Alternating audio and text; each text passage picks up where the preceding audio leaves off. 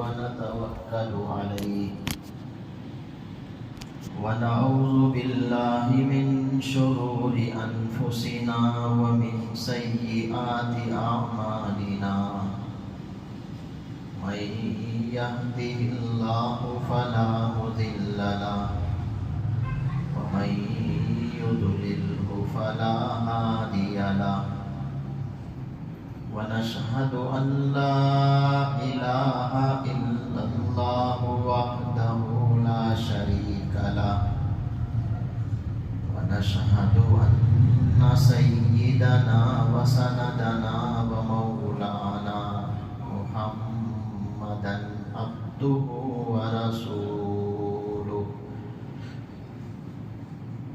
صلى الله تعالى على خير خلقه محمد وعلى آله وأصحابه أجمعين أما بعد فأعوذ بالله من الشيطان الرجيم بسم الله الرحمن الرحيم وإذ قال ربك للملائكة إني جاعل في الأرض خليفة صدق الله مولانا العظيم. بزرگان محترم، برادران اسلام، عزیز دوستو، گزشتہ 2 جمعے سے آپ حضرات کی خدمت میں قصہ آدم سے جو سبق ملتا ہے اس پر روشنی ڈالی جا رہی تھی. حضرت آدم علیہ السلام کا جو قصہ قرآن پاک میں کئی جگہوں میں مذکور ہے، اس سے کیا سبق ملتا ہے، کیا ہدایت ملتی ہے، اس کو بتایا گیا تھا. اور یہ بھی آپ حضرات کے علم میں ہے کہ قرآن پاک میں جتنے قصے ہیں، انبیاء کے قصے، اولیاء کے قصے، نیک لوگوں کے قصے، وہ نصیحت کے لیے، وہ واعظ کے لیے اللہ تعالیٰ نے ان کو بیان فرمایا ہے. اس سے جو سبق ملتا ہے وہ سبق لینا چاہیے کہ آیا اللہ نے اس مقام میں یہ قصہ کس لیے ذکر فرمایا. قصہ گوئی کی کتاب قرآن پاک نہیں، وقت گزاری کی کتاب قرآن پاک نہیں. اس میں جو نصیحت ہے وہ نصیحت لینے والا حقیقت میں قرآن پڑھنے والا، قرآن سمجھنے والا ہے. ویسے کئی ہدایتیں آپ کے سامنے آئیں کہ حضرت آدم علیہ السلام کے قصے سے ایک سبق یہ ملا کہ انسان سے پیدا ہوا ہے. انسان حضرت آدم علیہ السلام کی اولاد ہے.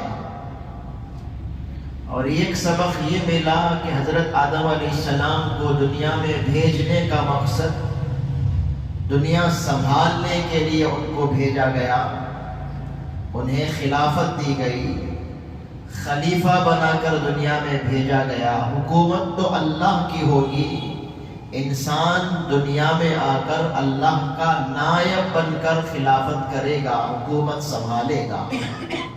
ایک بڑی ذمہ داری انسانوں پر عائد کی گئی کہ انسان اللہ کا نائب بن کر دنیا میں اللہ کی مرضی کے مطابق حکومت کرتا ہے، اللہ کی مرضی کے مطابق دنیا میں زندگی گزارتا ہے.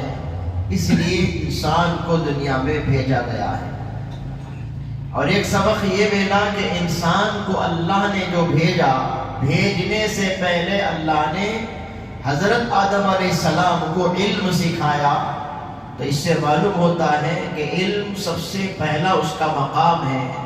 انسان کو علم والا ہونا چاہیے، انسان کے پاس نالج ہونی چاہیے، انسان کے پاس زندگی گزارنے کا، دنیا کو استعمال کرنے کا، دنیا کو برتنے کا علم انسان کے پاس ہونا چاہیے.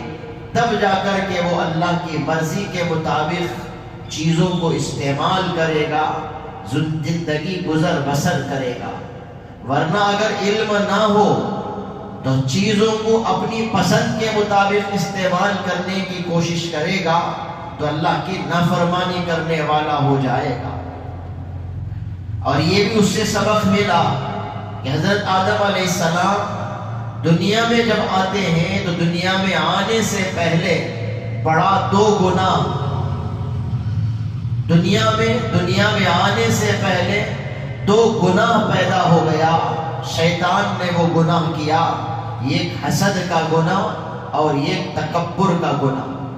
حسد کیا شیطان نے حضرت آدم سے، تکبر کیا شیطان نے اللہ کے سامنے، تو اللہ نے اس کو مردود کر دیا، اس سے اس کا ایمان کو چھین لیا. یہ بڑا گناہ ہے، حسد کا گناہ، تکبر کا گناہ. اس سے مسلمانوں کو، انسانوں کو بچنا چاہیے. تو ایسے کئی اسباب ہوئے. آج کی اس مجلس میں آپ کے سامنے جو سبق دہرانا ہے وہ سبق یہ ہے کہ آدم علیہ السلام کو شیطان نے بہلا پھسلا کر ان سے ایک چوک کرایا، ان سے ایک لغزش ہو گئی، جس کے نتیجے میں آدم علیہ السلام کو اللہ تعالیٰ نے جنت سے اتار دیا. دنیا میں منع کیا تھا اللہ تعالیٰ نے اس درخت کو کھانے سے، اس درخت سے کھانے سے اللہ نے منع کیا تھا. اور ایک درخت، اس درخت کے قریب جانے سے اللہ تعالیٰ نے حضرت آدم علیہ السلام کو منع کر دیا تھا. لیکن شیطان نے وسوسہ ڈالا اور یہ کہا کہ میں تمہارا خیر خواہ ہوں، تمہیں معلوم ہونا چاہیے یہ پھل، یہ درخت میں جو پھل ہے، جو بیج ہے، اللہ نے اس لیے منع کیا ہے کہ اگر تم اس کو کھا لو گے تو ہمیشہ ہمیشہ جنتی ہو جاؤ گے، اس لیے اس کو کھا لو، کھانے سے تم ہمیشہ جنتی ہو جاؤ گے، اللہ تمہیں جنت میں مقام دے گا، میں تمہارا خیر خواہ ہوں، اگر نہیں کھاؤ گے تو اسی صورت میں تم محروم رہو گے. تو اس طرح سے اس نے قسمیاں جملہ کہہ کر، قسم کھا کھا کر کے اس نے جو وسوسہ ڈالا، جس وسوسے کے نتیجے میں آدم علیہ السلام نے اس درخت میں سے کھا لیا. جب کھا لیا تو اللہ تعالیٰ نے جنت کا لباس اتار لیا اور جنت سے حضرت آدم علیہ السلام کو اترنے کا حکم دیا اور کہا کہ شیطان تمہارا ازلی دشمن ہے، کھلا ہوا دشمن ہے، لیکن اس کو کھانے کے بعد تم جنت میں نہیں رہ سکتے ہو، اس لیے تم اب جنت سے اتر جاؤ، زمین کی طرف چلے جاؤ، جب تک ایک وقت آئے گا اس وقت تک تمہیں دنیا میں رہنا ہوگا، زمین میں رہنا ہوگا. تو آدم علیہ السلام کو اللہ نے جنت سے اتار دیا. تو اس غلطی پر، اس لغزش پر، اس چوک پر آدم علیہ السلام نے اتنا رویا، اتنا رویا، اتنا رویا، اور استغفار انہوں نے کیا، توبہ انہوں نے کیا. صرف ان کا کام رونے کا ہو گیا، بس روتے رہے روتے رہے روتے رہے. حالانکہ حضرت آدم علیہ السلام نے جو کھایا ہے گناہ سمجھ کر نہیں کھایا، انہیں نہیں معلوم تھا کہ یہ ایک گناہ ہو جائے گا، اس سے ایک بڑی غلطی ہو جائے گی، یہ سمجھ کر نہیں، ویسے ہی اس میں سے کھا لیا تھا. گویا کہ اس کو ایک چوک کہیں، ایک لغزش کہیں، حقیقت میں وہ گناہ نہیں ہو سکتا تھا. لیکن آدم علیہ السلام اتنا روتے ہیں، اتنا روتے ہیں، استغفار کرتے ہیں، ربنا ظلمنا انفسنا وان لم تغفر لنا وترحمنا لنکونن من الخاسرین. یہ کلمہ حضرت آدم علیہ السلام پڑھتے ہیں، تب جا کر کے ان کا توبہ قبول ہوتا ہے، ان کی مغفرت، ان کا استغفار قبول ہوتا ہے، اور ان کے توبے کو اللہ تعالیٰ قبول فرماتے ہیں. تو اس سے سبق کیا ملتا ہے سبق یہ ملتا ہے کہ انسان ہے تو انسان سے غلطی ہو سکتی ہے، انسان ہے تو انسان سے چوک ہو سکتا ہے، انسان سے گناہ بھی ہو سکتا ہے، لیکن انسان اس گناہ پر جم نہیں سکتا ہے، اس غلطی پر اس کو جماؤ نہیں ہونا چاہیے۔ انسان سے غلطی ہو جائے کوئی بات نہیں، حضرت آدم علیہ السلام سے غلطی ہوئی تھی، آدم علیہ السلام سے ایک چوک ہوا تھا، آدم علیہ السلام سے ایک لغزش ہو گئی تھی، لیکن آدم علیہ السلام اس پر جمے نہیں۔ اس غلطی کا احساس کر کے، اس لغزش کا ان کو احساس ہوا تو انہوں نے توبہ کیا۔ تو غلطی ہو جانا یہ برا نہیں ہے، لیکن غلطی پر جم جانا یہ برا ہے۔ شیطان سے بھی ایک گناہ ہوا، شیطان سے ایک بڑا گناہ ہوا، لیکن شیطان اس گناہ پر جمع رہا۔ اس نے توبے کا کوئی کلمہ نہیں کہا، اس نے استغفار نہیں کیا، اس نے اللہ سے معافی نہیں مانگی۔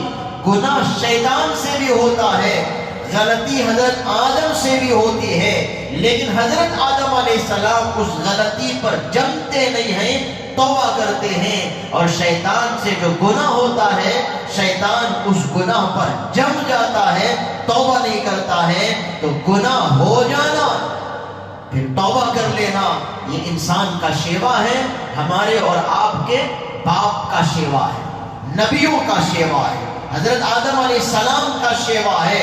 غلطی ہو جانے کے بعد میں توبہ کر لینا یہ حضرت آدم علیہ السلام کا شیوا، ان کی سنت ہے۔ غلطی کرنے کے بعد میں اس غلطی پر جم جانا، ہٹ درم ہو جانا، توبہ نہیں کرنا یہ شیطان کا شیوا ہے۔ ذرا ہم اپنی گریبان میں جھانک کر کے دیکھیں، صبح سے شام تک کتنا گناہ ہم سے ہوتا ہے، کتنا گناہ ہم کرتے ہیں، کتنی غلطی ہم کرتے ہیں۔ صبح سے شام تک، شام سے صبح تک، دن رات ہم گناہ کرتے ہیں، گناہ ہوتا نہیں، ہم خود گناہ کرتے ہیں، معلوم ہو کر کے ہم گناہ کرتے ہیں اور اس گناہ پر جم جاتے ہیں۔ توبہ کی توفیق ہمیں نہیں ہوتی، توبہ ہم کرنا نہیں چاہتے، استغفار ہم کرنا نہیں چاہتے، معافی اللہ سے ہم نہیں مانگتے ہیں۔ ذرا سوچیں، ہم گناہ کرتے جاتے ہیں اور اس پر جمتے جاتے ہیں، تو ہم کس کے نقش قدم پر ہیں؟ ہم کس کے نقش قدم پر ہیں؟ کس کے طریقے پر چلنے والے ہو گئے؟ شیطان کے طریقے پر چلنے والے ہو گئے۔ گناہ ہو بھی رہا ہے، گناہ کر بھی رہے ہیں اور اس پر جم گئے ہیں، توبہ ہم نہیں کرتے ہیں، معافی ہم نہیں مانگتے ہیں۔ یہ تو شیطان کی حرکت ہے، یہ تو شیطان کا طریقہ ہے، یہ تو شیطان کا شیوا ہے۔ اس لیے مسلمان کو چاہیے، اگر وہ انسان ہے تو حضرت آدم علیہ السلام کا شیوا اپنانا چاہیے، گناہ ہو جانے کے بعد توبہ کرنا چاہیے، گناہ ہو جانے کے بعد توبہ کر لینا چاہیے۔ گناہ ہوگا ضرور ہم سے، ہم کوئی فرشتہ نہیں، ایک ہے مخلوق فرشتہ جن سے گناہ ہی نہیں ہوتا، صرف وہ نیکی کرتے ہیں۔ یفعلون ما یؤمرون لا یعصون اللہ ما امرهم ویفعلون ما یؤمرون۔ فرشتے وہ ہوتے ہیں اللہ کے نافرمانی نہیں کرتے، ان کو جو حکم دیا جاتا ہے وہ کام کرتے ہیں، یہ فرشتے ہوتے ہیں۔ لیکن انسان جن کے بارے میں نبی کریم صلی اللہ علیہ وسلم نے فرمایا کل بنی آدم خطاؤون، آدم کی ساری اولاد گناہ گار ہے، گناہ کرنے والی ہے، خطا کرنے والی ہے، غلطی کرنے والی ہے۔ خیر الخطائین التوابون، بہترین خطا کرنے والا، بہترین غلطی کرنے والا وہ ہے جو توبہ کرنے والا ہے۔ تو اللہ کے نبی نے جب فرما دیا کہ ہم سب گنہگار ہیں، ہم سے گناہ ہو سکتا ہے، لیکن بہترین گنہگار کون ہے؟ جس کے بارے میں اللہ کے نبی نے فرمایا التوابون، توبہ کرنے والا بہترین غلطی کرنے والا ہے، خطا کرنے والا ہے، گناہ کرنے والا ہے۔ تو ہم سے جب گناہ ہو جائے تو ہم بہترین گنہگار بنے۔ وہ بہترین گنہگار کیسے بنیں گے؟ توبہ کے ذریعے سے بنیں گے، اللہ کے حضور معافی مانگیں گے، رو کر کے اللہ کو منانے کی کوشش کریں گے تو اللہ معاف کرے گا. جیسا کہ حضرت آدم علیہ السلام دنیا میں آنے کے بعد رونا ہی رونا ان کا ہو گیا تھا. اتنا روئے. حدیث میں آتا ہے کہ حضرت آدم علیہ السلام کے اگر آنسوؤں کو ایک پلڑے میں رکھا جائے, وزن کیا جائے, اور حضرت آدم علیہ السلام کی ساری اولاد ان کے آنسوؤں کو جو دنیا میں آ کر روتے ہیں ان کے آنسوؤں کو ایک پلڑے میں رکھ کر وزن کیا جائے تو حضرت آدم علیہ السلام کے آنسو زیادہ ہو جائیں گے. اتنا رویا انہوں نے, اتنا آنسو بہایا انہوں نے. تنہا ایک آدم علیہ السلام کے آنسو ایک پلڑے میں ہو اور ساری اولاد کے آنسو کو ایک اور پلڑے میں رکھ کر کے تولا جائے تو اسی صورت میں حضرت آدم علیہ السلام کے آنسو بھاری ہو جائیں گے, زیادہ ہو جائیں گے. اتنا روئے حضرت آدم علیہ السلام کس بات پر؟ صرف اس درخت سے کھا لیا تھا. اللہ نے منع کیا تھا پھر بھی انہوں نے اس درخت سے کھا لیا تھا. تو حضرت آدم علیہ السلام اتنے شرمندہ ہوتے ہیں, نادم ہوتے ہیں, روتے ہیں, معافی کراتے ہیں, معافی مانگتے ہیں. لیکن ہمیں کیا ہو گیا کہ ہم دلیر ہوتے ہیں گناہوں پر, جھوٹ بول کر کے ہم خوش ہو جاتے ہیں, غیبت کر کے ہم خوش ہو جاتے ہیں, گالی دے کر کے ہم خوش ہو جاتے ہیں, کسی کا مال ہڑپ کر کے ہم خوش ہو جاتے ہیں, چوری کر کے ڈکیتی کر کے خوش ہو جاتے ہیں. پتہ نہیں کیسے کیسے گناہ صبح سے شام تک, آنکھوں کا گناہ, زبان کا گناہ, کان کا گناہ, دل دماغ کا گناہ, پیٹ کا گناہ, مال کے راستے سے گناہ, صبح سے شام تک گناہ کر کے بھی ہم سمجھتے ہیں مجھ سے اچھا دنیا میں کوئی نہیں ہوگا, مجھ سے بہتر دنیا میں کوئی نہیں ہوگا. بزرگان محترم, یہ شیطان کا شیوا ہے, گناہ کر کے گناہ پر جم جانا. مسلمانوں کو چاہیے, ہم ایمان والوں کو چاہیے حضرت آدم علیہ السلام کا شیوا اپنائیں. گناہ ہو جانے کے بعد شرمندہ ہو کر اللہ سے توبہ کریں, استغفار کریں, روزانہ معمول بنائیں استغفار کرنے کا. نبی کریم صلی اللہ علیہ وسلم نے کیا فرمایا؟ طوبی لمن وجد فی صحیفته استغفارا کثیرا. خوشخبری ہے اس کے لیے جو اپنے نام اعمال میں زیادہ استغفار کو پائے گا. استغفار کرتے رہنا ہے. اپنے آپ کو پاک کبھی نہیں سمجھنا چاہیے. ہمارا ہر عمل گناہ سے خالی نہیں. خود نبی کریم صلی اللہ علیہ وسلم کیا فرماتے؟ دن رات میں 70 سے زیادہ مرتبہ استغفار کرتا ہوں. جب رسول اللہ صلی اللہ علیہ وسلم استغفار کرتے تھے, جبکہ اللہ کے نبی معصوم عن الخطا, معصوم تھے, پیغمبر, ان سے گناہ ہو نہیں سکتا تھا, پھر بھی اللہ کے نبی کیا فرماتے ہیں؟ میں صبح و شام دن بھر میں 70 سے زیادہ مرتبہ استغفار کرتا ہوں. اللہ کے نبی استغفار کرتے ہیں تو ہم تو آپ کی امتی جن سے گناہ ہی گناہ ہوتا, تو ہم کو کتنا توبہ کرنا چاہیے, کتنی معافی اللہ کے حضور مانگنی چاہیے. سبق اس سے یہ بھی ملا آدم علیہ السلام کے اس قصے سے. پھر دوسرا سبق, اب تک 7 گزشتہ جمعہ تک 7 اسباق آپ کے سامنے آئے. یہ 8واں سبق, اب یہ 9واں سبق کیا ملتا ہے؟ آدم علیہ السلام کو جب اللہ نے دنیا میں بھیجا, ساتھ میں 30 پھلوں کے بیجوں کو آسمان سے اتارا, خوشبو کو آسمان سے اتارا, یہ ہتھوڑا آسمان سے اتارا گیا. یہ آدم علیہ السلام سے اللہ نے کہا کہ یہ 7 قسم کے بیجوں کو ساتھ میں بھیجتا ہوں, ان کو ساتھ لے کر کے جاؤ, اور یہ ہتھوڑا میں دیتا ہوں, ان کو ساتھ لے کر کے جاؤ. اب جا کر کے ہل جوتنے کا کام کرو, زمین پر بیج بونے کا کام کرو, زمین میں پیداوار کا کام کرو, خود اپنی محنت سے جا کر کے کماؤ, اور اس بیج میں سے جو آئے اناج اسے کھاؤ. آدم علیہ السلام کے ساتھ 30 درختوں کا بیج کو اتارا جاتا ہے, ایک ہتھوڑا اتارا جاتا ہے. اس سے علماء نے ایک سبق لیا ہے, ایک نکالا ہے.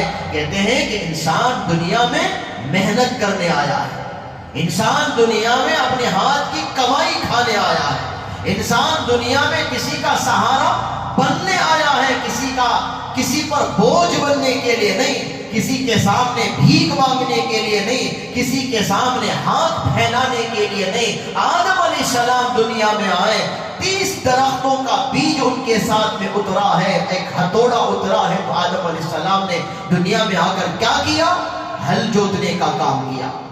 ہل جوتتے تھے، بیج بوتے تھے، زمین کو نرم کرتے تھے، بیج بوتے تھے، پانی دیتے تھے، بیج اگتی تھی اور اس میں سے وہ اناج نکالتے تھے، اس میں سے کھایا کرتے تھے۔ تو معلوم یہ ہوتا ہے کہ کمانا یہ توکل کے خلاف نہیں ہے۔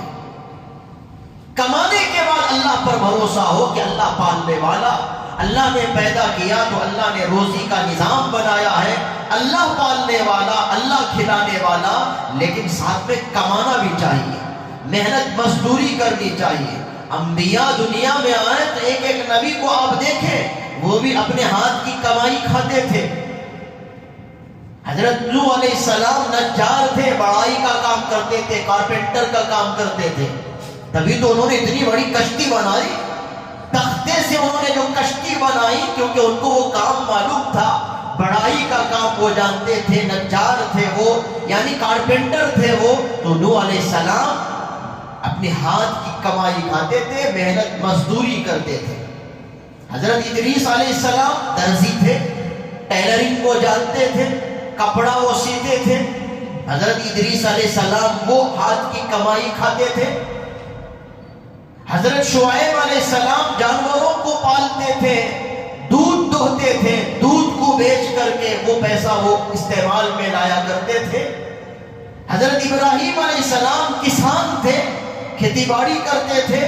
انبیاء انہوں نے اپنے ہاتھ کی کمائی کھایا ہے، محنت مزدوری انہوں نے کی ہے۔ اور جتنے نبی آئے دنیا میں انہوں نے بکریوں کو چرایا ہے، کسی کے یہاں مزدور رہے ہیں، خود تاجر رہے۔ حضرت صالح علیہ السلام تاجر تھے، بزنس مین تھے۔ تو یہ سب نبیوں نے کیا ہے۔ تو اس سے سبق یہ ملتا ہے کہ انسان محنت مزدوری سے کمائے، محنت اور مشقت کا کام کرے، کام چور نہ بنے، کسی پر بوجھ نہ بنے، کسی سے بھیک نہ مانگے، کسی کے سامنے ہاتھ نہ پھیلائے، اپنے پیروں پر کھڑا رہ کر کے دکھائے۔ یہ نبیوں کا شیوا، نبیوں کا طریقہ، حضرت آدم علیہ السلام کا شیوا ہے کہ وہ اپنی محنت مزدوری سے آ کر کے انہوں نے کھایا ہے، کمایا ہے، محنت کی ہے۔ تو اس سے سبق یہ ملا کہ ہمیں بھی چاہیے کہ ہم اپنی محنت کو بڑھائیں، کوشش کو بڑھائیں، دوسروں کا سہارا بنے، لیکن کسی پر بوجھ نہ بنے، کسی کے سامنے ہاتھ نہ پھیلائیں، نہ غیروں کے سامنے، نہ خسر کے سامنے، نہ سالوں کے سامنے، نہ سسرال والوں کے سامنے، کسی پر بوجھ نہ بنے، خود دینے والے بنے، کسی سے لینے والے نہ بنے۔ جوڑے کے نام پر، گھوڑے کے نام پر، جہیز کے نام پر، پیسوں کے نام پر، تجارت کے نام پر، کہ خسر سے کہنا کہ تم تجارت مجھے رکھ کر کے دو، دکان رکھ کر کے دو، یہ کاروبار میرے لیے بنا کر کے دو، یہ جاب مجھے دلا کر کے دو، مجھے سواری چاہیے، مجھے سواری دلا دو، مجھے اتنے سالوں کا راشن دلا دو، اتنے پیسے دلا دو۔ بزرگان محترم بالکل نہیں، کسی سے مانگنا نہیں ہے، خود اپنے پیروں پر کھڑے ہونا۔ یہ نبیوں کا شیوا ہے، یہ نبیوں کا طریقہ ہے، یہ سبق اس سے ملتا ہے۔ اور 9واں سبق، 10واں سبق کیا ملا؟ 10واں سبق یہ ملتا ہے حضرت آدم علیہ السلام کی 2 اولاد حابیل اور قابیل، ان سے یہ گناہ پہلے ہو گیا، حسد کا گناہ۔ حابیل نے یا قابیل نے حابیل سے حسد کیا، یہ سبق بھی آپ کے سامنے آ گیا۔ حسد کا یہ گناہ دنیا میں آنے کے بعد ہوا۔ دنیا میں آنے سے پہلے شیطان سے 2 گناہ ہوا، ایک حسد اور ایک تکبر۔ آدم علیہ السلام دنیا میں آ جانے کے بعد آدم علیہ السلام کے بیٹے قابیل سے ایک بڑا گناہ ہوا، وہ حسد کا گناہ ہوا۔ اس حسد کے نتیجے میں قابیل نے کیا کیا؟ حابیل کو قتل کر دیا، حابیل کا مرڈر کر دیا۔ اس سے کیا معلوم ہوتا ہے؟ معلوم یہ ہوتا ہے حسد اتنا بڑا گناہ ہے، قتل تک کرا سکتا ہے، خون کرا سکتا ہے، کسی کو بے عزت کرا سکتا ہے، کسی کے خون کو وہ بہا سکتا ہے۔ پہلے بھی میں نے کہا کہ آج جتنے قتل دنیا میں ہوتے ہیں آپ میکسیمم وہ قتل کا کے پیچھے کیا واقعہ ہے ذرا آپ نوٹ کر کے دیکھیں، ضرور حسد نکلے گا۔ بھائی بھائی کو قتل کر دیا، کیوں؟ حسد۔ یا پھر کسی پر فریفتہ ہونا، کسی سے کسی کی محبت میں آ جانا، یا کسی کی دولت کو دیکھ کر جلنا، یا کسی کی ترقی کو دیکھ کر جلنا، یا کسی کے بنگلے کو، سواری کو، گاڑی کو دیکھ کر، جاب کو دیکھ کر کوئی جلتا ہے، پلان بناتا ہے کسی طرح سے اس کو اڑا دیا جائے۔ کرسی چھیننے کے لیے کتنے قتل ہو جاتے ہیں، حسد کی وجہ سے کرسی چھیننے کے لیے کتنے لوگوں کا قتل کر دیتے ہیں، مرڈر کر دیتے ہیں۔ حسد اتنا بڑا گناہ ہے جس کو ہم سمجھتے نہیں۔ حسد کرنے والا خود اندر جلتا ہے، بھونتا ہے، اس کا سینہ جلتا ہے، اس کے سینے میں ایک آگ ہوتی ہے۔ اس لیے اس گناہ سے نکلنے کی ضرورت ہے۔ اس کا علاج بھی میں نے بتلایا تھا۔ حسد کا علاج حضرت تھانوی رحمۃ اللہ علیہ نے یہ بیان کیا کہ جس سے حسد ہوتا ہے اس کے لیے دعا شروع کر دو، اس کے لیے اللہ سے دعا مانگو کہ اللہ اس کی صحت کو اور بڑھا دے، اس کی صحت میں برکت دے، اس کی دولت میں برکت دے، اس کے مال میں برکت دے، اس کی خوشیوں میں برکت دے، اسے اور خوش رکھ۔ کب تک کرے گا؟ کرتے رہے گا تو ایک دن آئے گا کہ دل ٹھنڈا ہوگا، حسد نکل جائے گا، وہ جلن ختم ہو جائے گا۔ اس دعا کی برکت سے دعا کرنے والے کو بھی اللہ وہ نعمت دینا شروع کر دے گی۔ اس لیے جلن، حسد، کوڑنا یہ سب بہت بڑا گناہ ہے۔ حسد کرنے والا کبھی سکون سے جیتا نہیں، حسد کرنے والا اسے زندگی میں کبھی سکون نہیں ملتا۔ نوٹ کر لے، اگر خود کے اندر ہے تو بھی اس کو پرکھ لے، یا دوسروں میں ہے تو بھی محسوس کرے کہ ضرور حسد کرنے والا خوشیوں والی زندگی نہیں گزارتا ہے۔ تو حسد کے نتیجے میں قتل ہوتا ہے۔ حابیل کو قابیل قتل کر دیتا ہے۔ پہلا قتل دنیا کا ہوا تھا، قابیل نے حابیل کو قتل کیا تھا۔ تو رسول اللہ صلی اللہ علیہ وسلم نے کیا فرمایا؟ قابیل نے حابیل کو جو قتل کیا ہے، دنیا کا پہلا قتل، قیامت تک جتنا قتل ہوتے رہے گا قابیل کے نام اعمال میں وہ گناہ لکھا جائے گا۔ قیامت تک اب تک کتنے قتل ہو گئے، کتنے قتل ہو گئے، حساب لگا لیا جائے تو یہ ظالم اسرائیل جو فلسطینیوں کو قتل کر رہا ہے، یہ قتل کا گناہ بھی قابیل کے نام اعمال میں جائے گا، کیونکہ قتل کی بنیاد رکھنے والا ہو، قتل کا بیس بنانے والا ہو، قتل کا فاؤنڈیشن رکھنے والا ہو۔ قیامت تک جتنا قتل ہوتا رہے گا وہ گناہ قابیل کے نام اعمال میں لکھا جائے گا۔ نبی کریم صلی اللہ علیہ وسلم نے بھی اصول بدلا دیا، ضابطہ بدلا دیا، من سنّ سنتا حسنتا فلہ اجرها واجر من عمل بها الى یوم القیامہ، من سنّ سنتا سیئتا فلہ وزرها ووزر من عمل بها الى یوم القیامہ۔ جو کوئی اچھا کام کرتا ہے، اچھے کام کی بنیاد رکھتا ہے، اچھے کام کا وہ فاؤنڈیشن رکھتا ہے، اس اچھے کام کا اسے بھی ثواب ملے گا، اور اس کام کو جو کرتے رہیں گے قیامت تک وہ ثواب اسے پہنچتا رہے گا، اچھے کام کی بنیاد رکھنے والے کا۔ اور جو کوئی برا کام کرے گا اور برے کام کی بنیاد رکھے گا اسے تو گناہ ہوگا، قیامت تک وہ گناہ جو کرتے رہیں گے ان سب کو وہ گناہ جاتا رہے گا۔ جو گناہ کی بنیاد رکھتا ہے، گناہ کرنے والوں کا گناہ اس کے نام اعمال میں لکھا جائے گا۔ تو یہی تو ہوا، قابیل نے ایک گناہ کیا، گناہ کی بنیاد رکھ دی، قتل۔ قیامت تک جو قتل کرے گا اس کا گناہ قابیل کا نام اعمال میں جائے گا۔ اس لیے ذرا سوچے، ہم دنیا میں رہتے ہوئے، دنیا سے جانے سے پہلے کوئی اچھا کام کر کے جائے، قیامت تک اس کا ثواب ملتا رہے، قیامت تک اس کا ثواب ملتا رہے۔ وہ اللہ والے جنہوں نے مدارس کی بنیاد رکھ دی، دارالعلوم کی بنیاد، دارالعلوم دیوبند کی بنیاد جنہوں نے رکھی، مظاہر علوم سہارنپور کی بنیاد جنہوں نے رکھی، سبیل الرشاد بنگلور کی بنیاد جنہوں نے رکھی، آج وہ عمل اس پر ہو رہا ہے، پڑھنا پڑھانا یہ سلسلہ چل رہا ہے۔ قیامت تک وہاں جو پڑھنے والے ہیں جنہوں نے بنیاد رکھی، ان کے نام اعمال میں اس کا ثواب جاتا رہے گا، جاتا رہے گا۔ جو مسجد بناتا ہے، جو مسجد کی بنیاد رکھتا ہے، مسجد کے کاموں میں حصے دار بنتا ہے، قیامت تک اس مسجد میں جو نماز پڑھی جائے گی اس کا ثواب وہ مسجد بنانے والے، مسجد کے لیے تعاون کرنے والے کے نام اعمال میں جاتا رہے گا، جاتا رہے گا۔ اور دعوت و تبلیغ کا کام حضرت مولانا الیاس صاحب رحمۃ اللہ علیہ نے اس کی شروعات کی تھی۔ آج جس کی برکت سے دین زندہ ہے، دین پھیل رہا ہے، پھول رہا ہے، پنپ رہا ہے، ترقی ہو رہی ہے، دین کی حفاظت ہو رہی ہے۔ کتنے لوگ جماعتوں میں چلتے ہیں، دوسروں کی تبدیلی کا وہ ذریعہ اور سبب بنتے ہیں، سب لوگوں کا ثواب کس کے نام اعمال میں جا رہا ہے؟ حضرت مولانا الیاس صاحب رحمۃ اللہ علیہ کے نام اعمال میں جا رہا ہے۔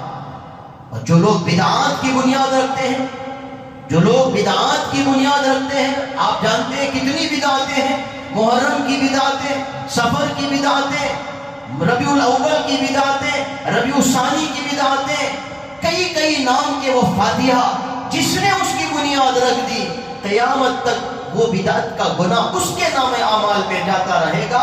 اب ہم بھی بیٹھ کر کے سوچیں، اگر کوئی کام اچھا میں کر کے جاتا ہوں اس کا ثواب مجھے ملے گا، اور اگر کوئی برا کام کر کے میں دنیا سے جاتا ہوں، وہ کام گھر میں ہوتا ہے، ٹی وی لگا دی میں نے بچوں کو خوش کرنے کے لیے، انتقال ہو گیا، بچے دیکھ رہے ہیں، بہو دیکھ رہی ہے، بیٹا دیکھ رہا ہے، مہمان آ کر کے وہ ٹی وی دیکھ رہے ہیں، اس انٹرنیٹ کا غلط استعمال کر رہے ہیں، بنیاد میں نے رکھ دی، مرنے کے بعد وہ سب گناہ میرے نام اعمال۔ بچوں کی اچھی تربیت کر کے جائیں، اگر غلط تربیت کر کے غلط راستے میں بچوں کو ہم ڈال کر کے جائیں گے، وہ بچہ بگڑے گا تو اس کا ذریعہ میں بنوں گا، میرے نام اعمال میں گناہ لکھا جائے گا۔ اس لیے اس سے ایک سبق یہ ملتا ہے، جو اچھے کاموں کی بنیاد رکھتا ہے اس کا ثواب اسے ملے گا قیامت تک، اور جو برے کاموں کی بنیاد رکھتا ہے اس کا گناہ ملے گا قیامت تک۔ اور آخری سبق حضرت آدم علیہ السلام کے قصے سے ہم کو کیا ملتا ہے؟ آدم علیہ السلام جو ہمارے باپ اور حوا علیہ السلام ہماری ماں کہاں سے آئی تھی؟ جنت سے آئی تھی۔ ان کا گھر کہاں تھا؟ جنت میں تھا۔ تو ہمارے ماں اور باپ ننیال اور ددیال جنت ہے، وطن اصلی ہمارا جنت ہے، ننیال بھی جنت ہے، ددیال بھی جنت ہے، یہ ہمارا اصلی گھر جنت ہے۔ اس لیے ہم اصلی گھر جانے کی فکر کریں، اصلی گھر جانے کی ہم کوشش کریں، محنت ہم دنیا میں جو کچھ کریں وہ اصلی گھر پہنچنے کے لیے کریں، وطن اصلی جانے کے لیے کریں۔ آپ کو معلوم ہے، ہم سب کو معلوم ہے، ہم سفر میں ہوتے ہیں، چاہے سفر آرام کا سفر ہو، سکون کا سفر ہو، مزے کا سفر ہو، لطف کا سفر ہو، یا سفر میں کچھ مشقت بھی ہو، ضرور مشقت بھی ہوتی ہے، کچھ بھی ہو جائے، سکون انسان کو کہاں ملتا ہے؟ اپنے ہی گھر میں، چاہے 5 اسٹار ہوٹل میں اس کا ٹھہرنا ہو، چاہے آبشار کے سامنے، واٹر فال کے سامنے وہ کھڑا ہو، چاہے ہل اسٹیشن کا وہ سفر کر رہا ہو، چاہے اچھی چیزیں وہ کھا رہا ہو، پھر بھی وہ کہتا ہے کہ گھر کا کھانا اس کی بات نہیں آتی، گھر کے کھانے کی بات نہیں آتی، گھر کے کمرے کی بات نہیں آتی، گھر کا مزہ نہیں آتا۔ چاہے سفر کیسا بھی ہو جائے، آدمی سفر میں گھر کو یاد رکھتا ہے، سوچتا ہے جلد سے جلد کام نمٹا کر گھر جائیں گے، گھر پہنچیں گے، گھر میں سکون ملے گا، گھر میں سکون سے سوئیں گے۔ سفروں میں نیند بھی آدھی ہوتی ہے، کھانا بھی آدھا ہوتا ہے، اور سب کچھ آدھا ہم کر لیتے ہیں، یہ سوچتے ہیں بھئی محنت کے لیے آئے ہیں، جاب کے لیے آئے ہیں، کام کے لیے آئے ہیں، مشورے کے لیے آئے ہیں، میٹنگ اٹینڈ کرنے کے لیے آئے ہیں، کسی پروگرام میں آئے ہیں، چاہے نیند آگے پیچھے ہو جائے، کھانا آگے پیچھے ہو جائے، مزہ ملے یا نہ ملے، گھر کو تو جانا ہے، گھر میں جا کر اچھی نیند سوئیں گے، گھر میں جا کر مزے کا کھانا کھائیں گے، گھر والوں کے بیچ میں سکون سے رہیں گے، چاہے یہاں سکون ملے یا نہ ملے۔ یہی سوچ کر ہم کو چلنا ہوگا، یہ دنیا ہم سفر میں ہے، یہ دنیا ہمارا سفر کے لیے ہے، یہاں کچھ بھی ملے، اچھا ملے، برا ملے، خراب ملے، کچھ بھی ملے، راحت ملے یا نہ ملے یہ سوچ لیں، اصل گھر تو جنت میں ہے، اصل سفر تو ہمارا جنت کا ہے، اصل وطن ہمارا جنت کا ہے، اصلی گھر ہمارا جنت میں ہے۔ گھر میں جا کر کے آرام کریں گے، یہاں محنت برداشت کر لیں گے، یہاں محنت اٹھا لیں گے، یہاں مشقت اٹھا لیں گے، اللہ کو راضی کر کے اس گھر میں جانے کی ٹکٹ بنائیں گے، اس گھر میں جانے کے لیے راستہ ہم پیدا کریں گے۔ یہ اصل میں عقل مندی ہے۔ یہاں کی خوشی کے لیے اگر ہم اللہ کو ناراض کریں گے، یہاں تو خوشی اور ناخوشی اور غم سب کچھ ملتا ہے، لیکن کیا ہوگا؟ یہاں کی خوشی میں ہم زیادہ دل لگائیں گے، لذتوں میں دل لگائیں گے، اللہ کی نافرمانی کریں گے، یہاں بھی خوشی نہیں ملے گی۔ پھر مرنے کے بعد جہنم ہے، وہاں تو خوشی کا نام و نشان نہیں ہے، غم ہی غم ہے۔ اس لیے کوئی ایسا کام ہرگز ہم نہ کریں جو جہنم میں جانے کا ذریعہ بنتا ہے، جو دوزخ میں جانے کا ذریعہ بنتا ہے، جو آگ میں جلنے کا ذریعہ بنتا ہے۔ ایسا کوئی کام ہم ہرگز نہ کریں۔ وطن اصلی ہمارا وہ جنت ہے، اصل گھر ہمارا جنت ہے، ننیال بھی جنت ہے، ددیال بھی جنت ہے، جہاں سے حضرت آدم اور حوا آئے تھے، وہاں جانے کی ہم فکر کریں۔ حضرت تھانوی رحمت اللہ علیہ نے فرمایا کہ وطن اصلی کو نہ بھولو، سفر اصلی کو نہ بھولو، کبھی نہ بھولو۔ وطن اصلی کو مت بھولو، وطن اصلی جنت ہے، سفر اصلی کو مت بھولو۔ ہمارا سفر جنت کے لیے ہے۔ ہم دنیا میں چند سالوں کے لیے آئے، پتہ نہیں ہماری عمر، میری عمر 44 سال، آپ میں سے ہر ایک کی عمر آپ اندازہ لگا لیں کس کی کتنی عمر ہے، کتنے دن کتنے سال ہمارے رہ گئے۔ سوچے بیٹھ کر، سال دور کی بات، کتنے مہینے رہ گئے، بیٹھ کر سوچے۔